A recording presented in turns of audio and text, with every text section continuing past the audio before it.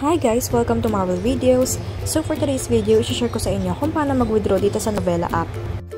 Marami rin kasi talagang nagtatanong kung legit ba talaga tong app na to. Kaya ngayon, ipapakita ko na sa inyo kung paano ako nag-withdraw dito.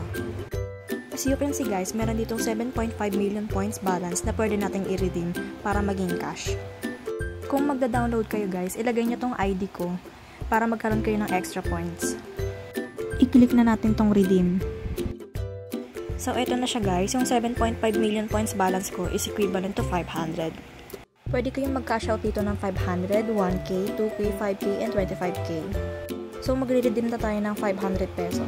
Kapag magre-redeem na kayo guys, may lalabas pala ditong exchange agreement na kailangan ninyong i-agree. Tapos, ilalagay ninyo yung full name and Gcash number ninyo. Dito nga lang pala kayo sa Gcash pwede mag-redeem guys. After nyo ilagay information ninyo, isubmit nyo lang, then maghintay na lang kayo ng 5 working days. So ito guys, na-receive ko na yung 500 pesos. 4 days bago ko na-receive yung withdrawal ko. Legit talaga siya guys, pero kailangan nyo lang siyang tiyagain. Noong una guys, hindi talaga ako naniniwala na makakapag-withdraw dito. Pero nakailang withdraw na rin ako guys, kasi nag-start ako February 2023 pa lang, last year. Tapos tinuloy-tuloy ko na siya. Kapag nakaka 500 pesos na ako, nagka-cash out na ako agad.